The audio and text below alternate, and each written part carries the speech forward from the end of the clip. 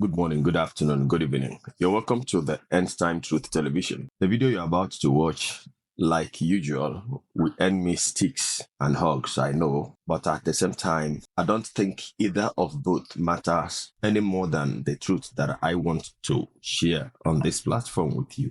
I know somehow I will sound odd because of all that I've seen, I probably will be the only person standing against the larger mainstream social media content creators and social media users. But it doesn't actually matter. What matters is that knowing the truth brings us to freedom, and freedom is not achieved on a platter of lies and deception. Yes, we all are craving for a sane church where everybody is valued, the church where Christians are built up, the church where the goals and the aims and visions and aspirations of everybody would be to do the will of the Father, so that at the end of this life, we will be with Him in His kingdom where He has gone to prepare for us. So, in pursuing that, in pursuant to that vision, goals, aspiration, and what have you, we all have to, be sincere and focus on the same thing and pursue something. It doesn't matter me putting your pastor down or you putting my pastor down, me dragging you and you dragging me. And at the end of the day, I discover that what I'm even saying about your pastor is not true, or what you're saying about my pastor is not true. What I said about you, what you said about me is not true. At the end of the day, all we need is the church that is pure, the church that is heaven-minded, the church that Satan would not have dominion over. There is this video that has been going viral. It is hot on the internet, most especially a few days after the Shiloh Convention, where Bishop David Abioye and Bishop Marcus Aremu were alleged to have been absent from that convention. Now, after that, so many speculations have come out, and I posted a video here yesterday where a seemingly elderly brother who I think was a member of the Winners Chapel shared his opinion on the matters arising after the sudden retirement of the two bishops mentioned. Now, in this video, I'd like you to calm down. Yes, the video circulating. Did Bishop David Abioye say something like that as it has to do with this that you're about to hear now? Listen to this. Did God send you to be building church? Those are separate things. Did He call your mission church building? Is people building we are called to do? Yeah, a lot of us have heard this. A lot of us have seen this, and in some, in some places that where I saw this video. In fact, the first place I saw it side by side the explanation, the description of the ark by Bishop David Oyedepo, and actually that gave me some interest in listening to it. But do not be in a hurry, because what you heard from Bishop David Abioye was not all. I'm going to tell you the truth about that video. And then I will also tell you what I found out myself. Now, but listen to the explanation or the description, the wonderful description of Bishop David Oyedepo of the Ark, their new auditorium that is set to be commissioned very soon. You will hear the date of its commissioning from Bishop himself, not from me. Now, listen to him.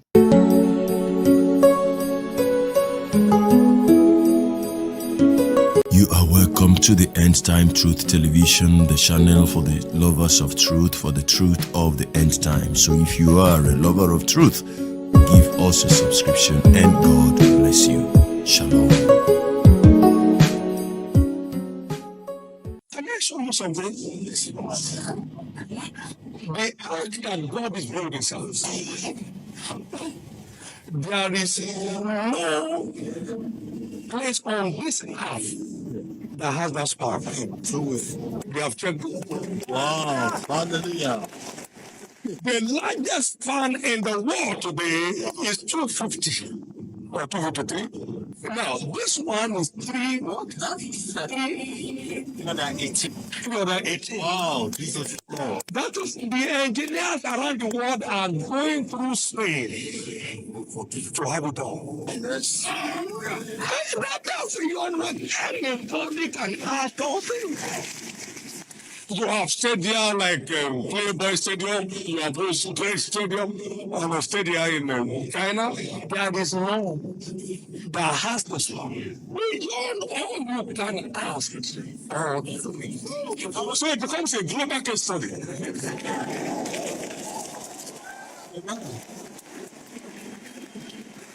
God will decorate your life.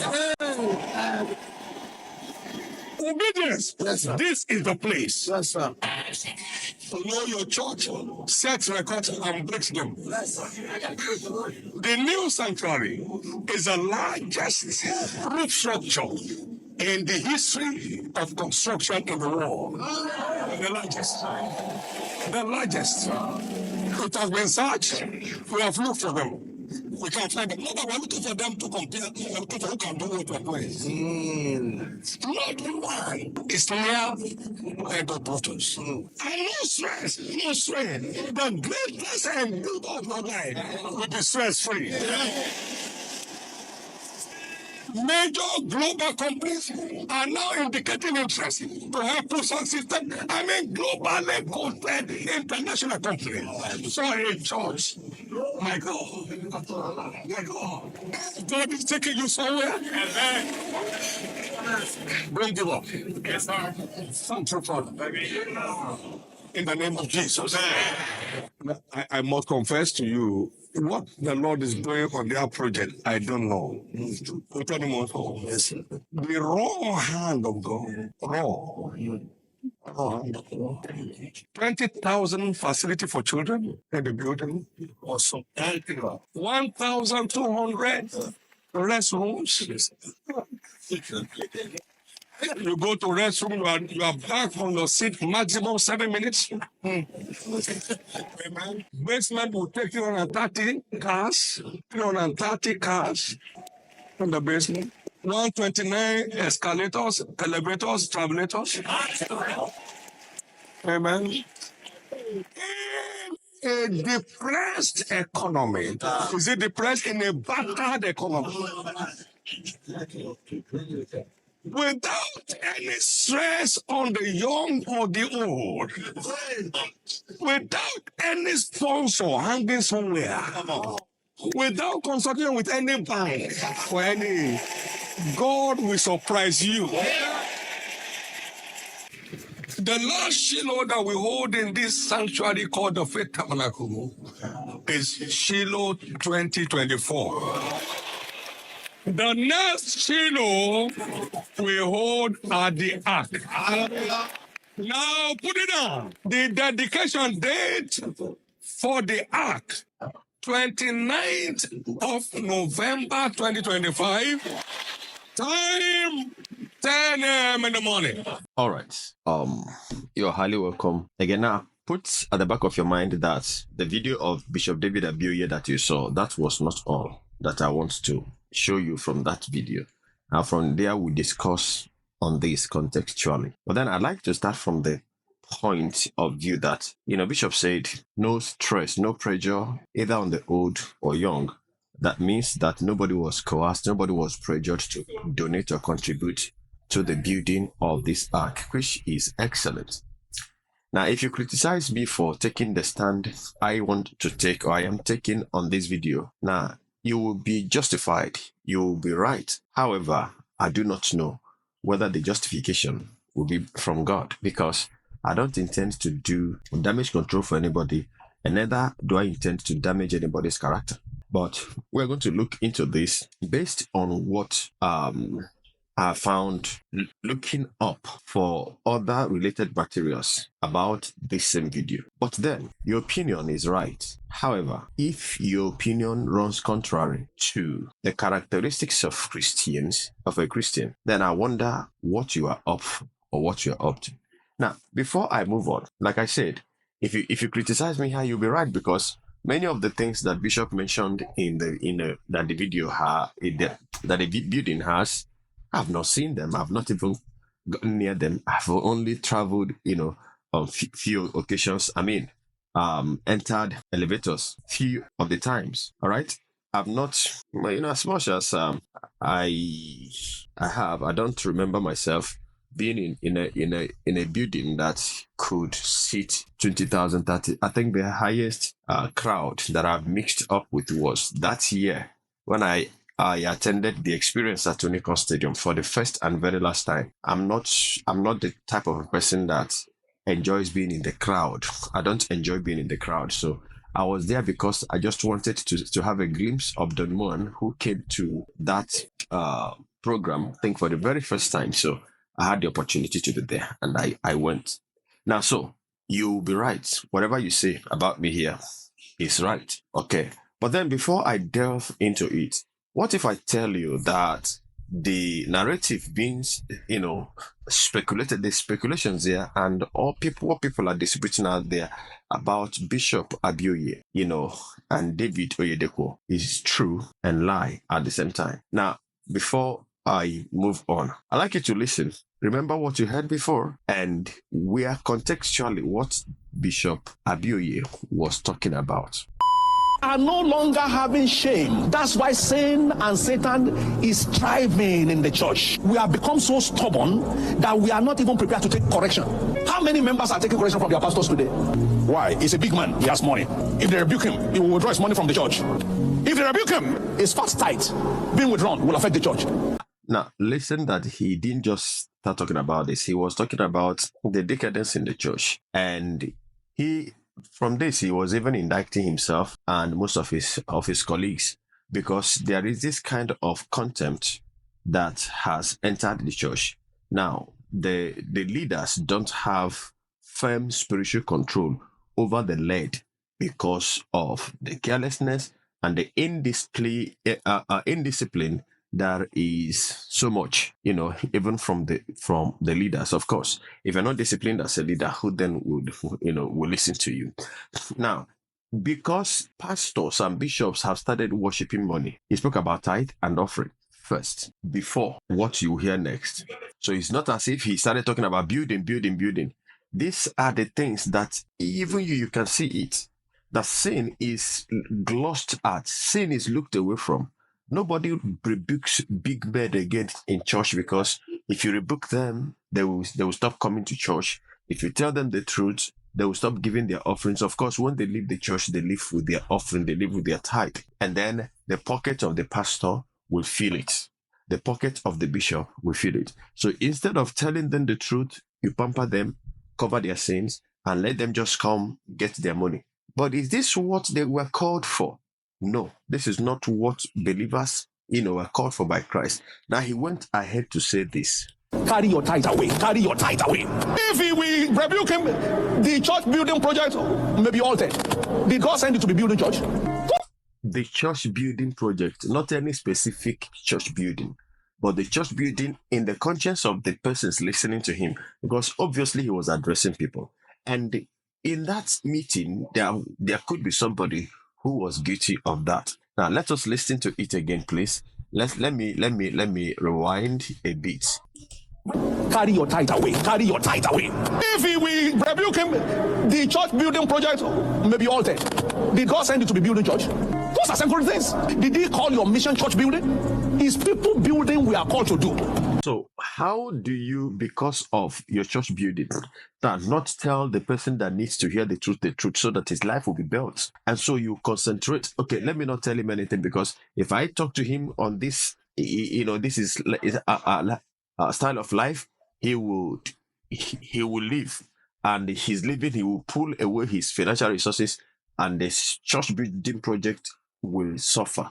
Then the question is, are you building the church as in building the house, or you're building the church that is the people? Now, if for the sake of building cathedrals, you don't build the life of a person, of the soul that Jesus died for, now, what then is the essence of you calling yourself a minister? Now, once again, let me just, rewind and then play it full.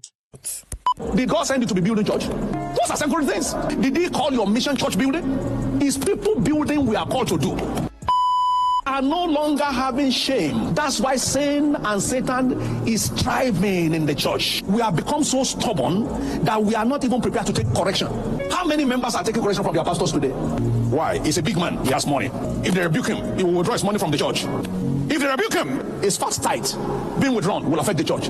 Carry your tithe away. Carry your tithe away. If he will rebuke him, the church building project may be altered. Did God send you to be building church? Those are secular things. Did He call your mission church building? It's people building we are called to do. Building won't go to heaven. It is people that will go to heaven. Let's get back on our track. Let's get back. I'm pleading, admonishing, challenging pastors and leaders. Let's get back. People need from us more than what we are giving to them. Let's show them what is right. Let's not entertain evil. Otherwise, the evil will overwhelm them and soon come to erode us from the altar. All right.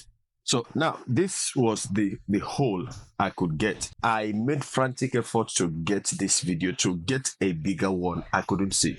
Now this is how you know that this is a lie. This message was not a recent message, but people have a way of being mischievous, and somehow I wonder, some of you that come to antagonize me here and you attack me so much because I take an innocent stance on a matter that I think righteously, that is what I feel about it, and I don't think I sinned against God by opining on a thing. Now, majority of you will go to these platforms and watch and would not condemn and rebuke people for lying. Now, because that is what you want to hear. That is what you want to hear. Condemnation. When we condemn with lies, what have we gained? So now, how you know that this is not a recent video and Abioye never made this video recently? It is an old video. You could see from the texture, the picture, the film texture of the video itself that it is not a recent video. It is not. I mean, this could be more than 5 years old. I don't know how long and how old it is. Then because I was really interested in searching for the bigger version of it, I stumbled on something that I saw with Church Times. It reads, Abioye's old message, building would take you to heaven trends. An old message by Bishop David Abioye, SY pastor in the Winners Chapel, where he decried the practice of spending too much on church building at the detriment of building people, is now widely being circulated on social media. The message started gaining momentum days after Abioye began his ministry, but his non-appearance at the Winners' yearly Shiloh program made netizens share the video the more. In the message, Abioye asked, of course, you heard what he said, so I will escape that. I will skip that. Then, now, Church Times found out that the message was one of Abioye's messages while he was still in the Living Faith Church, also known as Winners Chapel. Some believe his retirement from Winners Chapel was not proper due to his commitment to the church as the next in command to the founder, Bishop David Oyedepo. Now, they too didn't put timeline, but it's obvious that it is an old video. Now, what other evidence do you have to know that this is an old video, apart from the look of the video? Now, I don't know the original title and the topic of the video, but I promise you that if it is recent, it will be everywhere. The longer version of it will be everywhere on the internet. Now, having said this, now I myself have an opinion, and this is where I may offend many people, but it doesn't matter. Now, so listening to Bishop David Oyedepo talk about, describe the wonders that the church, the ark, would look like, and going through the prototype, my friend, it is worth that elation.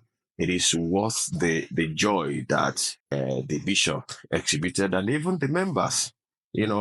What a wonderful edifice. And thinking of how Bishop David Oyedepo described his beginning, how he suffered from the beginning, starting life, and then of course everybody suffers at the beginning, except those that were born with silver spoon. Now, so for him to have gotten to where he has gotten now, it is a thing of joy And anyone who has a heart should be happy with the man and his people. Hold on.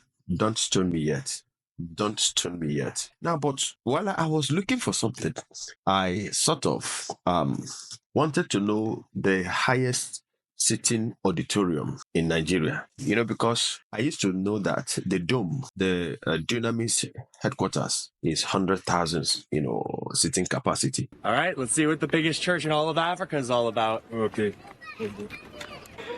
There's currently a service ongoing right now, and as you can see, there's a huge crowd of people filing into the church. I'm interested to know what the actual occupancy of this giant stadium church actually is. Yes, as you can see. As you can see.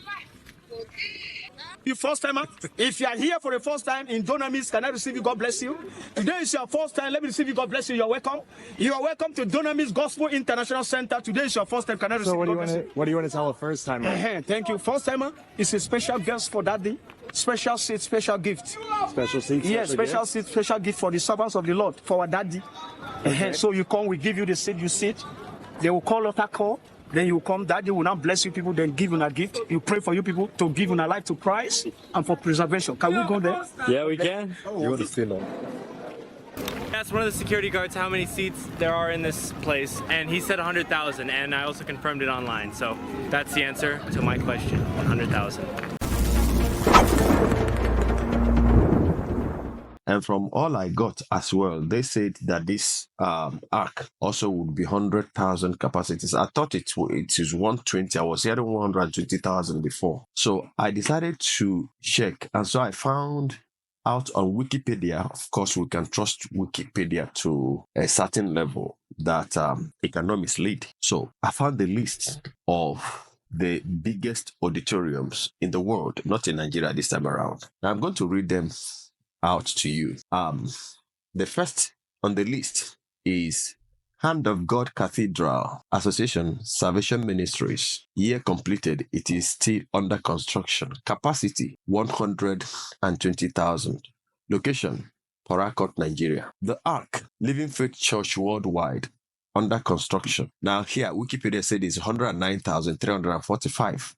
Very specific. So it is definitely over 100,000. Location, Lagos, Nigeria, but it is actually in Ogun State. Now, the third on the list is Dunamis International Gospel Center, Glory Dome. Year completed, 2018. Capacity, 100,000. Location, Abuja, Nigeria. Fourth is Champions Royal Assembly, Abuja. Association, Champions Royal Assembly. Year completed, 2015. Capacity, 80,000. Location, Abuja, Nigeria. The next is Temple of the Glory of God. The name of the church is God is Love Pentecostal Church. Year 2004. Capacity 60,000. Location Sao Paulo, Brazil. The next, Faith Tabernacle Association Living Faith Church Worldwide. Year completed 1999. Capacity 50,000. Location Lagos State, Nigeria. Ogun State is in Ogun State. Now, the next is Injiden Bethany Church Association, Bethany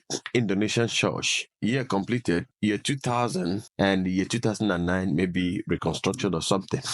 Capacity 35,000. Location Surabaya, Indonesia. Impressive. Then the next, International Gospel Center Association Word of Life Bible Church. Year 2014. Capacity 35,000. Place Warri, Nigeria. Now, if we go on and on and on and on and on and on and on, see, we have counted how many? 1, 2, 3, 4, 5, 6, 7, 8, 9. Okay.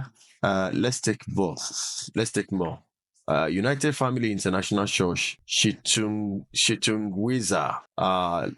Name of church, United Family International Church. Year completed 2022. Capacity 30,000. Location Shitungwiza, Zimbabwe. Now next, Deeper Christian Life Ministry, Deeper Life Bible Church, Lagos. Year completed 2018. Capacity 30,000. Location Lagos, Nigeria. Now the next, I will stop here, but then we will still revisit this. Great Temple. Name of association, General Convention of the Assemblies of God in Brazil, Assemblies of God. Year completed 1996. Capacity 22,000. Location Cuiabá, Brazil. Now, so from here we have done 1, 2, 3, 4, 5. 1, 2, 3, 4, 5, 6, 7, 8, 9, 10.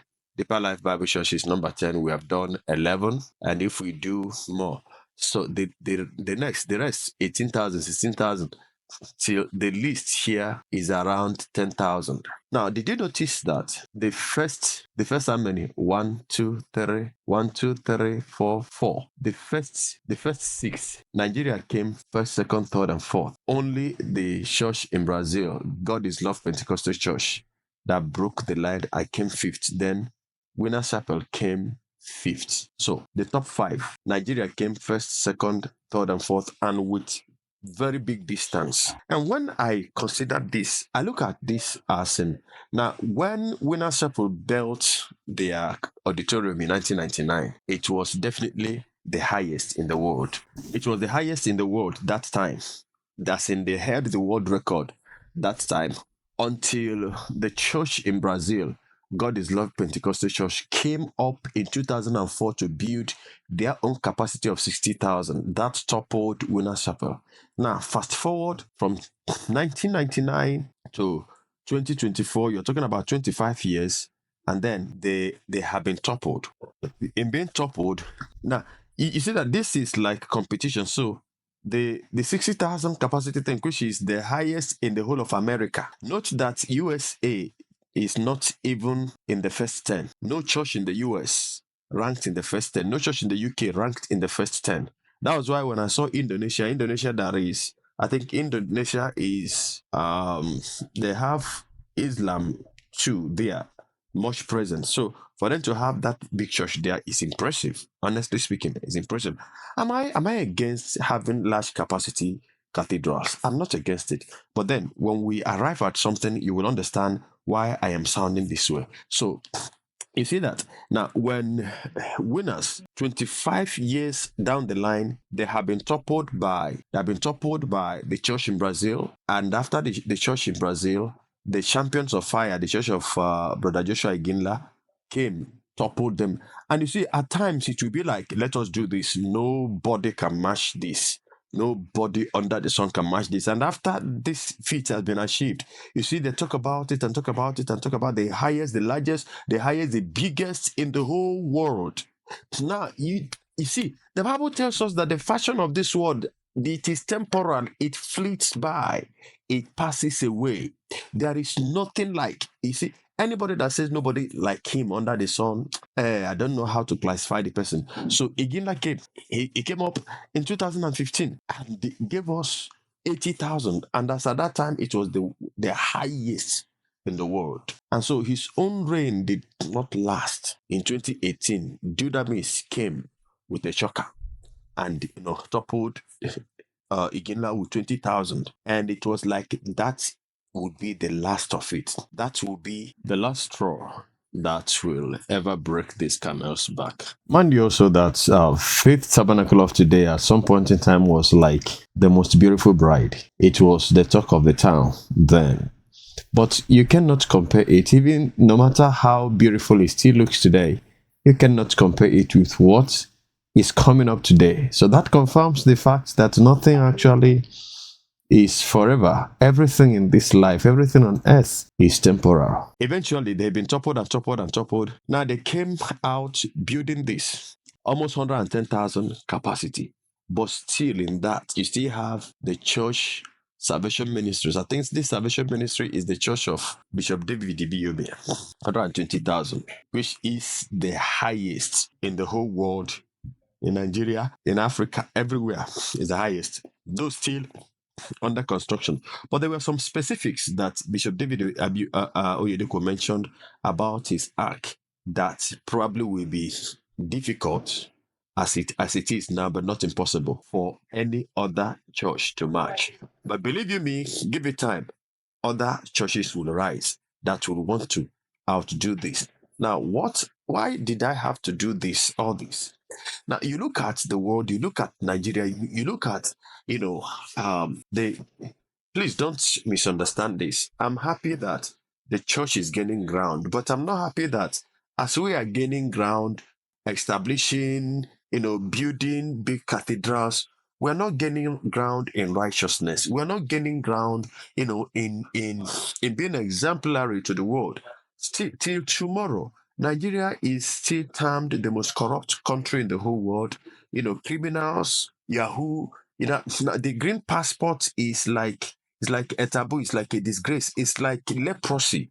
All right. Now, in some areas, now I am proud of where I came from, but I'm not proud of the things that is coming out or things that are coming out from where we are. Now, Nigerians are very intelligent. Nigerians are the best everywhere. Now, we are best in good things, in intelligence. Yes, we are still best in evil, in wickedness, and what have you. Now, there are some countries under the sun that you will think, well, let me not go there. Now, why I am, putting this out there is that now with all these struggles and, establishing these things, yet we are still very poor. Just like the government, that if the government really, the rulers, the wicked rulers, the Herods, the Nebuchadnezzars, the Pharaohs, the evil men that are ruling us with iron fists and wickedness, if they actually wanted to make Nigeria a better place, Nigeria would have been a paradise on earth, but they won't do it. They will only do it for their families, their friends, and their immediate associates. They won't do it. Now, am I happy with what is happening in Winner Chapel?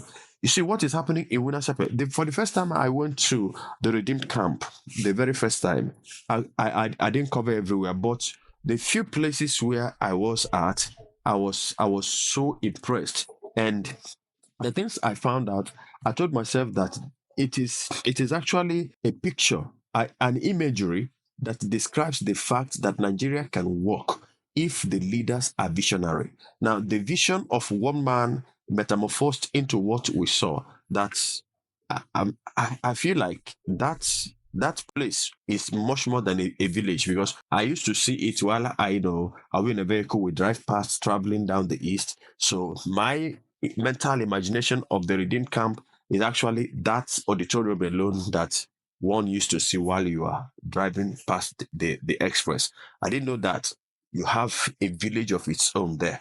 And while I wanted to leave early in the morning, I asked, the security guys there, I asked, was it safe for me to wake up early to trek to the express? He said, yes, within the camp, yes, security, yes, but that he could not guarantee the same outside of the camp. And there was light, all right? There was light. So that is a vision. So this is also a vision that is possible, that has been made possible by someone that is visionary. So when you compare this to what we have in Nigeria, you see that the failures of the country and the nation as a whole is a collective failures of human beasts who have decided to ruin us. And Dele Timi called them the reigning class instead of the ruling class, because they are the ruinage that they have brought on this nation. I don't know who will clear it. But having said that, I began to wonder and imagine that now in Nigeria we don't have good hospitals. For instance, majority of these thieves will steal our money and will travel overseas to go and treat headache. I was wondering if the kind of billions that are being sunk into building these massive cathedrals would be used in a way to establish things like the hospitals, build industries. Everybody used to say this, but you to think about it. Think about. I know that because as he was talking, 1,200 restrooms. My mind flashed to maintenance, and of course they will maintain it. Of course, there will be people that will be employed to be taking care of those things. But I began to think, would a very good hospital, one of the best that they go out there in the US or in the UK, in Germany, in India, those hospitals that Nigerians used to, fly to go and treat things like kidney diseases and what have you, all these strong rich men disease and sicknesses. If they should bring such hospital down to Nigeria here, and that will make the thieves the political thieves that are, on the excuses of them going abroad to go and treat themselves. At least the vast of the money they are stealing, they will still have a way to dump it there in a locally built hospital that would have given them, the same thing, if not more than the same thing that they travel overseas for. And I think that there will be more employment. I know that when the ark is finished, there would be people who will get employed, and they will also earn their pay. Now, but if you look at this, if I don't know if the money that the ark will bring in will be the same thing as the money that the hospitals will bring in, would the hospital save more lives than what the ark would do? Somebody would ask me, saving lives or saving souls? My brother, buildings don't save lives. They already have a very big cathedral, 50,000. So if we're talking about saving souls, if you build 1 million seating capacity church, it doesn't save souls. Now, but I am thinking that not just Winners Chapel, now of course one is under construction as well, 120,000. And tomorrow you will see another person that will come up with 150,000, or one will even come up and imagine, let's do 200,000. Now, how would it be that this money that we invest this money on things other than building churches, building cathedrals, but build industries that would, now think about it, that a big hospital that is built, and if we truly are mindful of the brethren, but then we now use the proceeds from these industries now and subsidize the education sector, where you know that the church-owned universities and secondary schools are the most expensive. All the church-owned universities, most expensive. How good would it be? How wonderful would it be if the church would have other means of income that they can use and subsidize the cost of education? I was listening to one young preacher.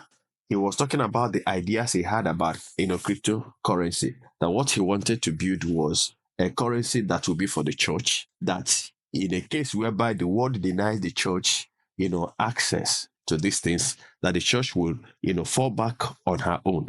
And so the thought came to my mind that what if when Antichrist comes, depending where you think you belong to, and the church, the church has her own hospitals, has her own, pharmaceuticals industries, plants, where they source their materials, build their things, produce their own drugs, and do their treatments, and the Antichrist comes, and it comes to that point where if you don't have the mark of the beast, they want to operate on your wife that is at the point of labor.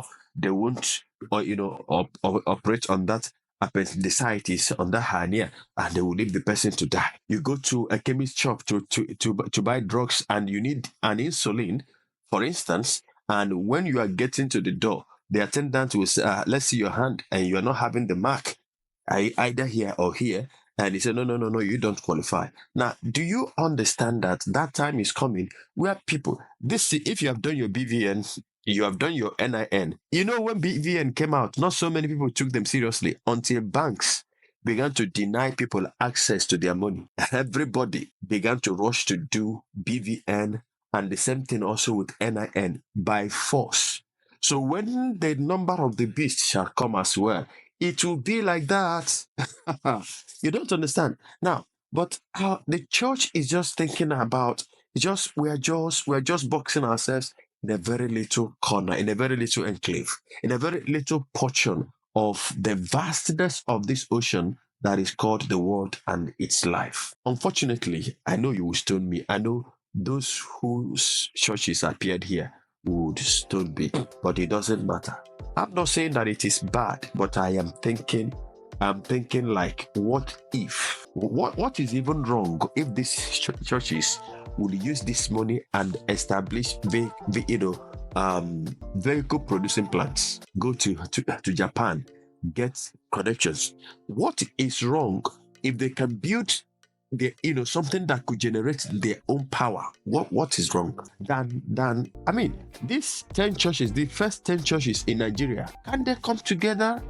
But it is not possible. That is where and when I begin to ask, is it Christ we are serving when we cannot come together as one? Of course, they can't come together. They can't. Today, the children of the poor who are Christians may not access good education, because if you really want to access good education, give it to them. Oh, their schools are trying. Their schools, wonderful, but very expensive. Very expensive. More than 95% of the members of the same churches cannot afford to send their children to the school of their church. It is not by force. Everybody must not go to that school. But I'm looking at this, that if we are looking at the bigger thing, when Abioye said building men and not building houses. So I've been able to prove that Abioye was not referring to Oyedepo. Abioye was still with Oyedepo when he made that statement. So let us divorce the lies. But now coming to the reality, can't this be possible? Can't this be achieved? Well, I will leave you to respond in the comment section. Thank you so much, and God bless you. Remember that Jesus is coming very, very soon. So your defense of your church and your pastor and your bishop, don't sin against God. Because at the end of the day, after all, your bishop will answer to God, will be answerable to God on the things he did, and you will be answerable to God on the things you do, because he said, behold, I come quickly, and my reward is with me, to give to everyone according as his work shall be, not according as the work of your pastor, but according as your own work shall be. God bless you. See you in the next video. Till then, from me to you, shalom.